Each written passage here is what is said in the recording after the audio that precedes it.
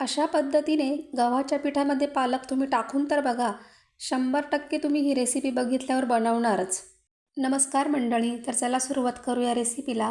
एका भांड्यामध्ये मी इथे 1 कप गव्हाचे पीठ घेतलेले आहे आणि त्याच्यामध्ये आपल्याला पालक स्वच्छ धुवून बारीक चिरून टाकायचा आहे.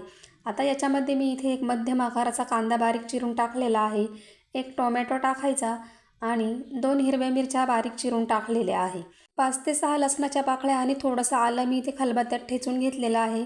1 चमचा तीळ टाकायची, अर्धा चमचा जिरेपूड टाकायची आणि चिमूटभर हिंग टाकायचा. किंचितशी हळद टाकायची आणि अर्धा चमचा इतका मी लाल मसाला टाकलेला आहे. तिखट तुम्ही तुमच्या आवडीनुसार टाकू शकता. चवीनुसार मीठ टाकायचे. अर्धा चमचा ओवा मी घेतलेला आहे आणि तो देखील हातावर चोळून ह्या पद्धतीने टाकायचा आहे. आता आपल्याला हे सर्व मिक्स करून घ्यायचं आहे. जर तुम्ही माझ्या चॅनलवर नवीन असाल तर प्लीज चॅनलला सबस्क्राईब करा. आता आपल्याला याच्यामध्ये थोडं थोडं पाणी टाकून पीठ हे मळून घ्यायचे आहे. तर आपण रोजचं जसं पोळ्यांसाठी पीठ मळून घेतो त्याच पद्धतीने मी इथे पीठ मळून घेतलेलं आहे.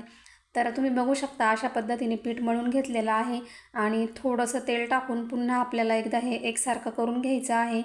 आता आपल्याला याचे लगेच गोळे तयार करून घ्यायचे आहे. जास्त वेळ ठेवायचं नाही, नाहीतर पालक असल्यामुळे याला लवकर पाणी सुटेल. आता आपल्याला एका पोळपाटावर थोडंसं पीठ टाकायचं आणि पिठाचा गोळा ठेवायचा आहे.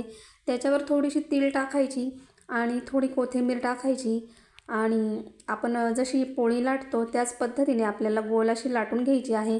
तुम्हाला हवी असेल तर तुम्ही त्रिकोणी किंवा चौकोनी देखील लाटून घेऊ शकता.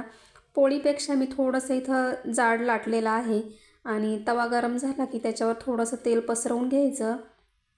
नंतर आपण जो पालक पराठा बनवलेला आहे तो आपण तव्यावर टाकून घ्यायचा. साईडने पुन्हा आपण तेल सोडून घेऊ, थोडंसं वर तेल पसरवून घेऊ आणि पलटी करून घ्यायचं आहे. तर दोन्ही साईडनी छान असा आपल्याला हा पराठा खरपूस असा भाजून घ्यायचा आहे. तर अशाच पद्धतीने मी इथे सर्व पराठे बनवून घेतलेले आहे. रेसिपी आवडली असेल तर लाईक करा, कमेंट करा, चॅनलला सबस्क्राईब करा. धन्यवाद.